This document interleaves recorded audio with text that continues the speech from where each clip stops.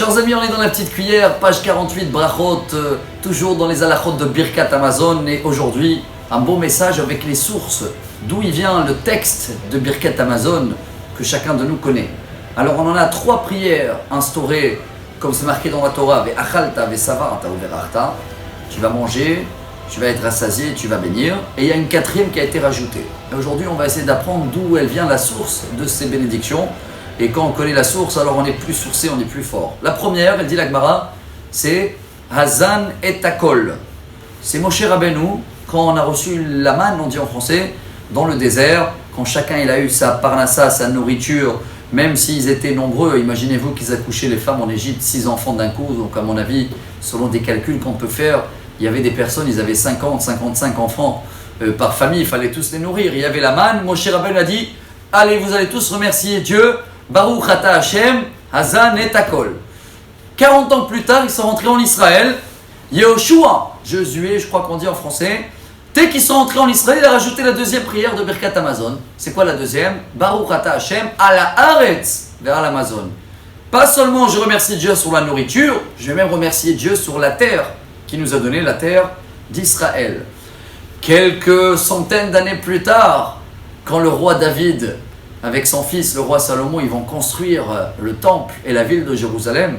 Ils vont rajouter dans le Birkat la 3e bénédiction. Baruch Ata Hashem, Boneh Yerushalayim. Voilà les 3 classiques prières de Birkat. Ah, vous allez me dire, il y a une 4e, c'est vrai. Baruch Ata Hashem Hatov Ve'ametiv, elle s'appelle, où on rajoute tous les Arachman. Celle-là, elle a été instaurée quelques centaines d'années plus tard. Il y avait un grand accident dans la ville de Beitar, que les Romains, c'était dans l'époque des Romains, où ils ont tué beaucoup, des dizaines de milliers de Juifs, qu'ils étaient tellement assassinés et tués d'une manière très grave que le gouverneur à l'époque, il n'a pas autorisé de les enterrer et ils les ont mis avec leur corps, ils ont fait des murailles autour de la ville et ils restaient comme ça pendant des années. Et le jour où ils ont changé de gouverneur et ils ont autorisé de les enterrer, les rabbins ils ont rajouté cette prière « Merci Dieu sur le bien et le meilleur ». C'est vrai, dans les quelques secondes qui nous restent, vous allez me dire quoi? Dans un cas comme ça, on rajoute une prière pour le bien et le meilleur.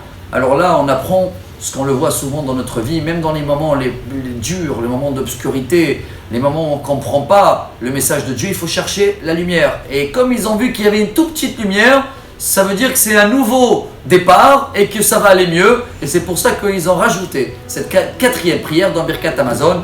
Et voilà, dès la prochaine fois qu'on fait Birkat, rappelez-vous, la première, Moshe Rabbeinu sur la manne. La 2e, Yehoshua, dès qu'on est rentré sur la terre d'Israël, à la Haaretz vers l'Amazon.